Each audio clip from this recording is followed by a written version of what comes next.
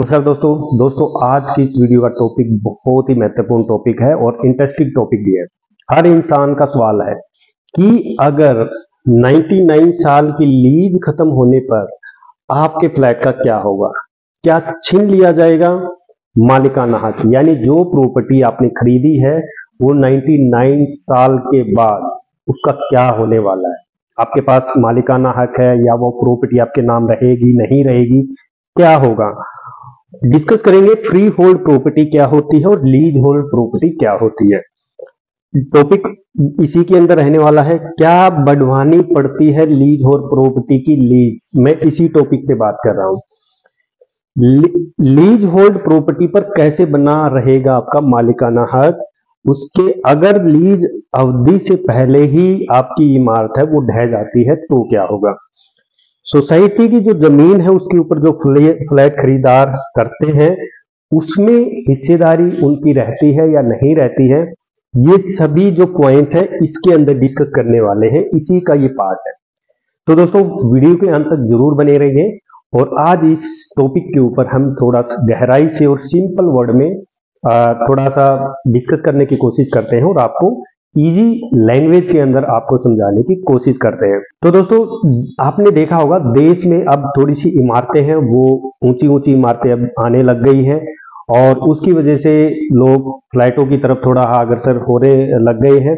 तो फ्लैट की जो बाइंग आती है तो 99 साल तक की लीज के ऊपर वो फ्लैट आपको प्रोवाइड किए जाते हैं ज्यादातर जगह, जैसे कि दिल्ली, नोएडा, इस एरिया के अंदर आपको लीज होल्ड प्रॉपर्टी ज्यादा सुनने को मिलेंगी और ज्यादातर लोगों ने लीज होल्ड प्रॉपर्टी वहां बाई भी की हुई है। तो लोगों का जो रुझान है वो फ्लैटों की तरफ ज्यादा है, तो इसकी वजह से लीज होल्ड प्रॉपर्टी की जो मात्रा है, जो संख्या है वो बढ़ती जा रही है। जैसे गुड़गांव या अदर एरिया के देखोगे तो यहाँ पे ज्यादातर आपको फ्री होल्ड प्रॉपर्टी प्रॉपर तरीके से आपको देखने को मिलेगी, चाहे वो लैंड हो, फ्लैट हो, दुकान हो या कुछ भी हो। तो आप यहाँ पे तो इस एरिया के अंदर आप फ्री होल्ड प्रॉपर्टी बाई कर सकते हैं। दोस्तों ये लीज होल्ड प्रॉपर्टी क्या होती है? जब आप कोई प्रॉपर्टी खरीदने जाते हैं XYZ, आपने एक प्रॉपर्टी खरीदी और उसकी लीज डेवलपर ने रखी 99 ईयर की, तो 99 ईयर के बाद उस लीज का क्या होगा उसके बारे में हम समझेंगे। उससे पहले हमें समझना होगा कि लीज होल्ड प्रॉपर्टी और फ्री होल्ड प्रॉपर्टी क्या होती है। तो दोस्तों लीज होल्ड प्रॉपर्टी वो होती है, आपने किसी प्रॉपर्टी को बाय किया, आपके पास एक लीज एग्रीमेंट बनेगा 99 ईयर का, या अपने 10 साल का, 15 साल का, 20 साल का, 25 साल का या 30 साल का एक एग्रीमेंट बनाया जाता है कि आप 30 साल तक इस प्रॉपर्टी में रह सकते हैं। आप प्रॉपर्टी 30 साल तक आपके पास प्रॉपर मालिकाना हक है। उसके बाद वो 30 साल जैसे ही हो जाते हैं आपका मालिकाना हक चला जाता है। अगर आपने उसी मालिकाना हक को आगे बढ़ाना है तो आपने टाइम से पहले उस लीज को दोबारा से आपने रिन्यू करवाना पड़ेगा ताकि आपकी जो कंडीशन है वो आगे बढ़ सके। तो इसलिए लीज होल्ड प्रॉपर्टी के अंदर एक टाइम सेट किया जाता है, आपको उतने टाइम तक आप उस जगह पे रह सकते हैं, उस मकान में रह सकते हैं। उसके बाद वो प्रॉपर्टी वापिस से उसी ओनर के पास चली जाती है जिसने वो प्रॉपर्टी आपको लीज के ऊपर दी थी।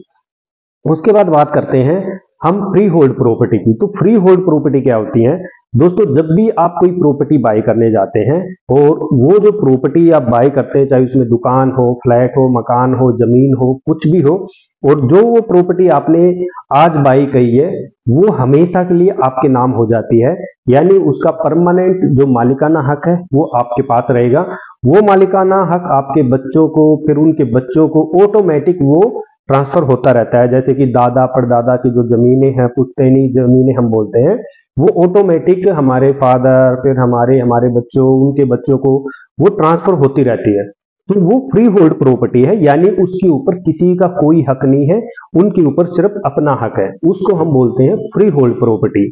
तो दोस्तों आप ये चीजें समझ गए होंगे कि free hold property versus lease hold property में क्या डिफरेंट है।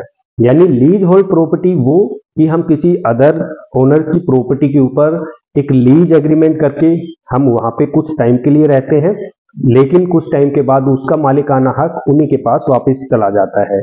फ्री होल्ड प्रॉपर्टी वो है जिसका हमारे पास मालिकाना हक हमेशा के लिए रहता है, जब तक हम उसको बेच ना दे या उसका कोई एग्रीमेंट किसी नाम ना करते तब तक वो जमीन हमारे नाम रहती है।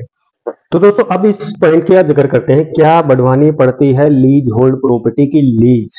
दोस्तों मान लीजिए आपने कोई प्रॉपर्टी खरीदी 15, 20, 30, 35 साल के लिए आपने उस प्रॉपर्टी को लीज पे ले लिया, ठीक है। अगर आपका टाइम नजदीक आ रहा है तो आप उसको रिन्यू करा के उसको आगे बढ़ा सकते हैं। अगर मान लीजिए आपका टाइम खत्म हो रहा है तो जो मालिक है जिस प्रॉपर्टी आप रह रहे हैं लीज पे, आप जो प्रॉपर्टी आपने लीज होल्ड करवाई है उसको पे आप रह रहे हैं, तो मालिक क्या कर सकता है, वो जिस जमीन के ऊपर ये प्रॉपर्टी बनी हुई है उसको वो गिरा भी सकता है, कुछ और भी बना सकता है, क्योंकि उसके पास वो हक है। तो इसलिए आपको उस प्रॉपर्टी को रिन्यू करवा के उसकी जो प्रॉपर्टी की जो लीज है, जो टाइमिंग है, उसको आप आगे भी बढ़ा सकते हैं, ताकि आपके पास जो मालिकाना हक है वो बना रहे। जैसे ही आपकी जो कंडीशन है, मान लीजिए 99 साल है, ये 100 साल हो जाती है तो आपका मालिकाना हक है वो चला गया। अगर आपने जो टर्म है जो 99 साल की है वो उसको आपने रिन्यू नहीं करवाया, उस लीज को आपने दोबारा से आगे नहीं बढ़ाया, तो वो प्रॉपर्टी आपके मालिकाना हक से चली जाती है। तो हम इस पॉइंट की तरफ थोड़े बढ़ते हैं, लीज होल्ड प्रॉपर्टी पर कैसे बना रहेगा मालिकाना हक। तो दोस्तों जब आप कोई प्रॉपर्टी खरीदते हैं, कोई टाइम आता है, उस टाइम के अंदर ही आपने उस प्रॉपर्टी को फ्री होल्ड के अंदर भी कन्वर्ट करवा सकते हैं, क्योंकि कई अलग अलग राज्यों के अंदर गवर्नमेंट स्कीमें निकालती रहती है कि जब कोई फ्री होल्ड प्रॉपर्टी है उसको आप अगर कोई लीज होल्ड प्रॉपर्टी है तो उसको आप फ्री होल्ड प्रॉपर्टी में कन्वर्ट करवा सकते हैं। और फ्री होल्ड प्रॉपर्टी का कुछ चार्ज होता है, उस चार्ज को आपने पे करना होता है। अलग अलग राज्यों का अलग अलग हिसाब किताब होता है, तो आपको घबराने की जरूरत नहीं है। अगर आपके पास कोई लीज होल्ड प्रॉपर्टी है तो लीज होल्ड प्रॉपर्टी में आप हमेशा के लिए अपना मालिकाना हक है वो रख सकते हैं। आपने ये देखना है कि इस टाइप की जो स्कीमें हैं गवर्नमेंट कब निकालती रहती है, तो आपको इस फोकस करना पड़ेगा ऐसी चीजों के ऊपर कि गवर्नमेंट कब इस टाइप की ट्रांजैक्शन लेके आने वाली है। क्योंकि फ्री होल्ड जो लीज होल्ड प्रॉपर्टी है ज्यादातर अलग अलग राज्यों में अलग अलग टाइमों पे लाती है, और उनकी जो कॉस्ट वैल्यू है वो आपको पे करनी पड़ती है। एक एक्स अमाउंट गवर्नमेंट रखती है, उसके अकॉर्डिंग आपने वो जो फीस है गवर्नमेंट की वो आपको पे। ज्यादातर जो डेवलपर लीज होल्ड प्रॉपर्टी बेचते हैं तो कुछ डेवलपरों की भी जिम्मेवारी होती है, वो भी आपकी जो लीज होल्ड प्रॉपर्टी है उसको फ्री होल्ड में कन्वर्ट करने में भी आपकी हेल्प करते हैं।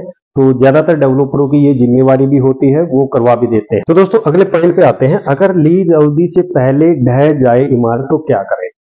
आपने कोई प्रॉपर्टी खरीदी, उसकी लीज चल रही है, मान लीजिए हम बात करते हैं 99 की, आपने एक लीज की 99 साल की, तो 99 साल की जो लीज की उससे पहले ही वो इमारत गिर गई, यानी आपके 99 साल नहीं हुए उससे पहले ही वो इमारत गिर जाती है, तो क्या होगा।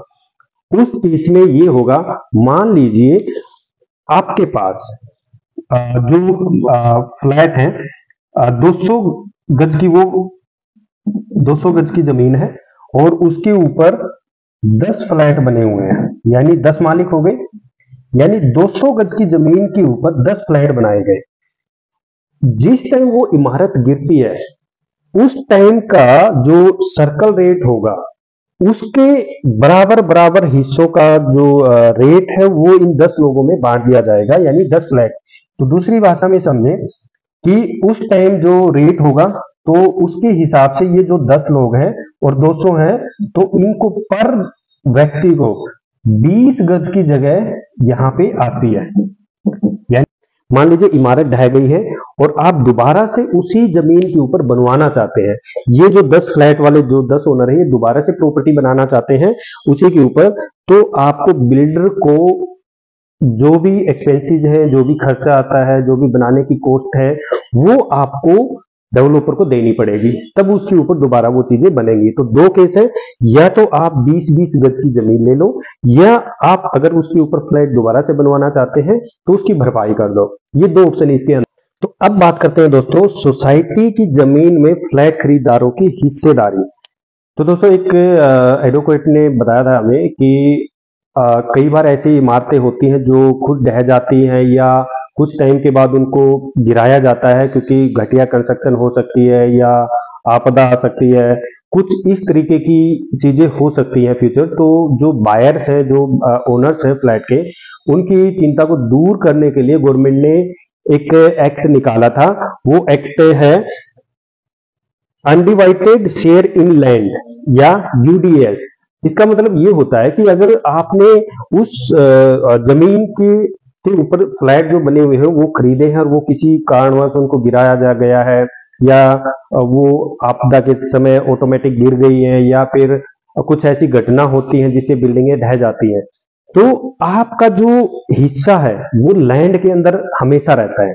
तो जितने भी फ्लैट हैं, जैसे कि मैंने पहले जो एग्जांपल दिया कि अगर 200 गज के ऊपर 10 फ्लैट बने हुए हैं, तो वो जो 200 गज है, हर फ्लैट को 20 गज की जो लैंड है वो हमेशा मिलेगी। तो 20 गज का प्लॉट आपको हर जगह, अब वो डिपेंड करता है कि आप जिस सोसाइटी के अंदर आपने फ्लैट लिया है उसका लैंड पार्सल कितना है, उसमें टोटल फ्लैट कितने हैं, तो ये सब चीजें देखी जाती हैं। तो दोस्तों, आशा करता हूं कि आपको ये चीजें थोड़ी सी क्लियर हो गई होगी कि अगर आपने कोई लीज होल्ड प्रॉपर्टी ली हुई है तो आपको घबराने की जरूरत नहीं है, क्योंकि ये दोबारा से अगर आप रिन्यू नहीं करते हैं तो वो वापस से ओनर के पास चली जाती है, और अगर आप उसी लीज को रिन्यू करवाते हैं तो वो लीज दोबारा से स्टार्ट हो जाती है। आप कितने टाइम के लिए करवाते हैं, या उसी टाइम गवर्नमेंट कोई नई स्कीम निकाल देती है तो आप उस लीज होल्ड प्रॉपर्टी को फ्री होल्ड प्रॉपर्टी के अंदर कन्वर्ट करवा सकते हैं, और आपके पास हमेशा मालिकाना हक भी रहता है। कोई इमारत ढह जाती है बीच में तो क्या होगा, ये सारी चीजें हमने आज यहाँ पे डिस्कस की है। तो दोस्तों, ऐसे ही इंफॉर्मेशन वीडियो हम आपके लिए लाते रहेंगे। अगर आपको वीडियो पसंद आई तो लाइक करें और अपने जानकारों में इस वीडियो को ज्यादा से ज्यादा फैलाएं, क्योंकि ज्यादातर लोग इस टाइप के कंसेप्ट से काफी घबराते भी हैं और इसी डर से अपार्टमेंट या फ्लैट नहीं खरीदते। ज्यादातर बुजुर्ग कहते हैं कि भाई प्रॉपर्टी ऐसी खरीदो जिसमें जड़ ही अपनी हो, ठीक है। तो अपार्टमेंट की तरफ लोग थोड़ा सा कम रुझान करते थे इसी वजह से।